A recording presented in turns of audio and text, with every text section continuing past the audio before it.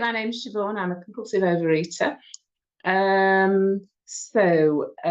I've decided to split it into three: what it was like, what I did, what happened, and what it's like now.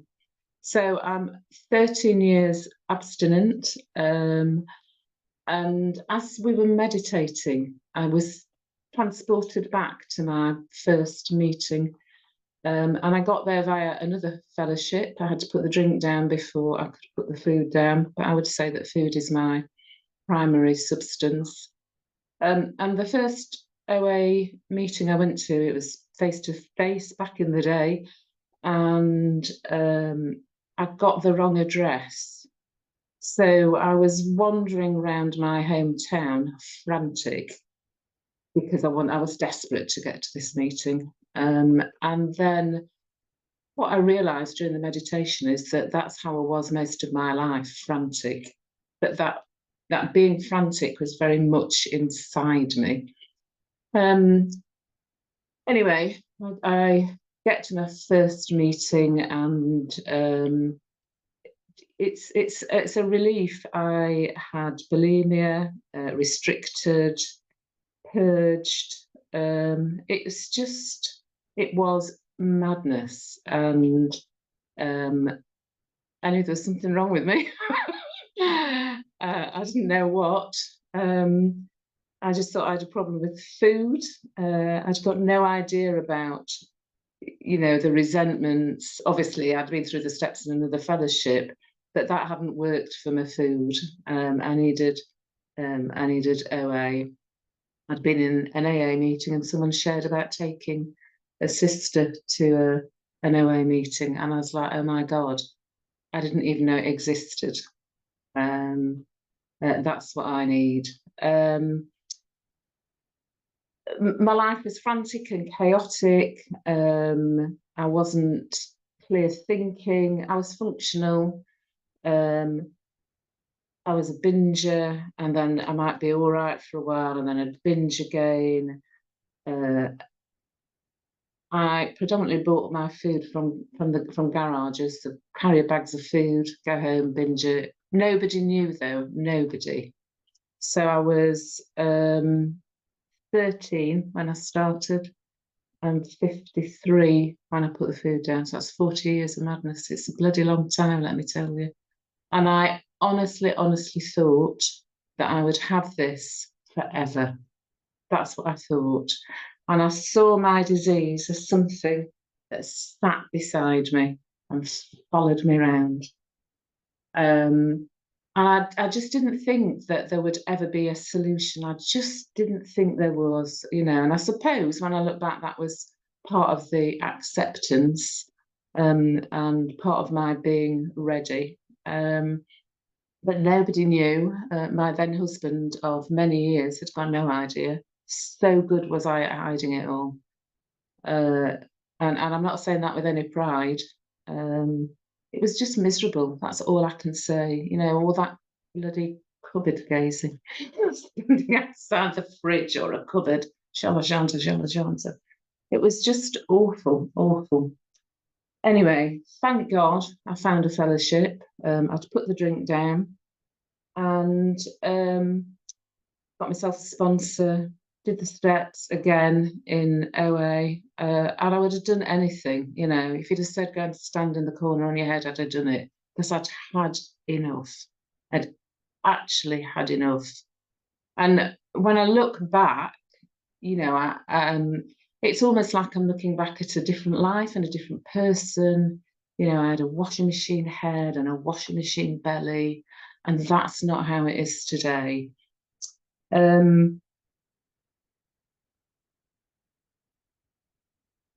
I think today my life is much quieter, and that's what I absolutely love. That I love a quiet life. That's not to say it's not full, and I didn't realise how full of fear I was, and that fear stopped me doing things, because stuff was for other people, not for me. I'll give you an example. So in my 60s, I learnt to front crawl. Now, that might not seem any big deal, but to me, I just thought, crawl's not for you, Siobhan. But what I've realised in a fellowship is I'm actually teachable. Who knew? You know, I'm actually teachable. So I took myself off to lessons, you know, at the age of 60, whatever I was. And oh my God, I love it. And it gives me so much pride, you know, and it's something that I enjoy because, you know, getting abstinent and sober is about trying to live my best life. I've got a sponsor, I send them food every day. I've realised that, you know, food is for nourishing my body. It's not a punishment. Food used to baffle me. I would watch people eat and think, oh my God, how could they do that without shoveling it down them? You know, it just absolutely baffled me. But it doesn't today. I just hand it over. I have a higher power. I don't mind what I call it. It's just something that's not me. I don't have a problem with the word God. It's just not me. I'm not running the show. Some of my favourite steps are step 10. Today, I've got the willingness to apologise when I have to and to do it quickly, and how freeing that is. You know, it's like, I wouldn't apologise before. You could go and do one. I wasn't going to say sorry. I'm so stubborn. And I think, oh, God. And it's absolutely fine, you know, it's fine because it frees me. You know, it makes me feel a better person for sure. You know, the big book, I was taken through the steps using the big book. It says you'll have a life beyond your wildest dreams, and that's what I've got. I don't have a washing machine head. If I do, which is very, very rare now, I speak to my sponsor. And I sponsor people and enjoy it. I recently met with somebody who is struggling but not, and in a fellowship but hasn't got a sponsor. And the way that came about was, you know, I'd shared my story with another friend who's not in a fellowship and doesn't need one. And I'd said, you know, I know your friend's struggling. If you want to share my story with her, that's fine, do that. I no longer live in the hometown where I got abstinent and sober, but you know, that place will always have a very special you know, feeling for me, and I'm still in contact with a lot of people up there. I mean, I'm a bit overwhelmed really that there is 54 people at a meeting here. God, it's like, oh my goodness. But I remember the you know, the first meetings I went to, and I'm actually really am transported back. It was in a church hall, and it was a full meeting. It was a really full meeting, and there was a lot of love and kindness there, and I'm eternally grateful for that. I wouldn't have the life that I have if I didn't have this fellowship. You know, it's just who I am. You know, it's part of who I am. You know, I think I come from a family of overeaters, and again, that's no surprise. I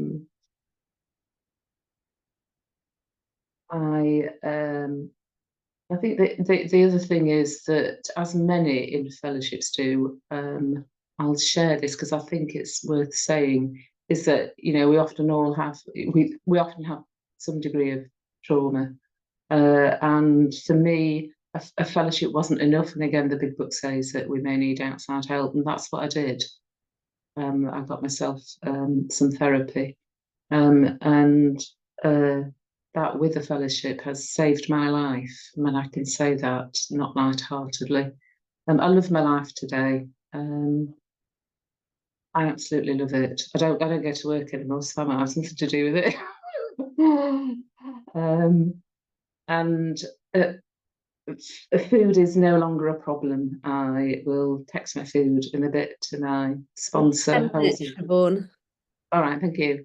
I was away, I do go away a lot, and if I'm not able to, for whatever reason, text my food, my food is good still. It's okay. I'm traveling a long way in a month, and I've no idea what the Wi-Fi signal will be like. But the priority will be my food. I will plan. If need be, I'll take some food with me. I don't leave my food to chance. I think that's what I'm trying to say. I always make sure that I have prepared well, because I know that if I'm hungry, my thinking often isn't clear-headed. So I will always have emergency food with me. That's something that I've learned to do in order that I know that I've got safe food. I'm not sure what else I have to say really, other than it's the best thing I ever did, and I wished I'd known about it sooner. I absolutely do. To go, what's that, 40 years? That's a long time. It's just the absolute best thing I've ever done. I feel like I'm rambling a bit now, but that's all right. Prayer and meditation. For me, meditation is very much about being out in the open and moving. I live in a beautiful part of the world now, and that makes it really easy. But it's somewhere where I'm in my happy space and can just be at one.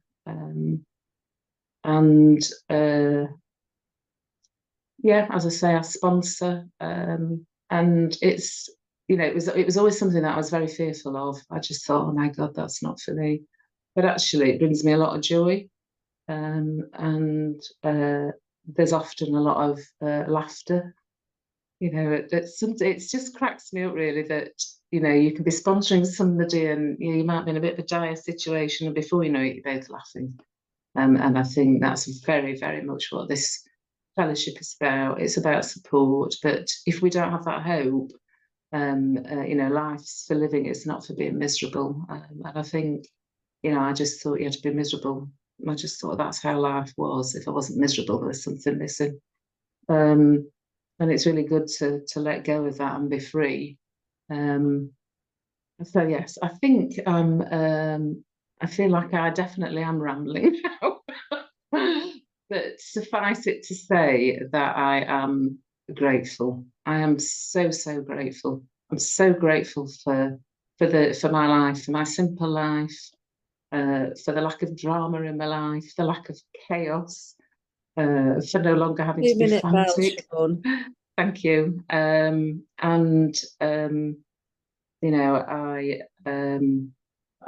grateful that you've asked me here today.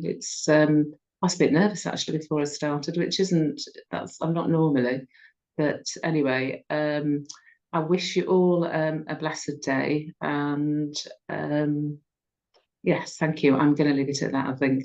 Thank you.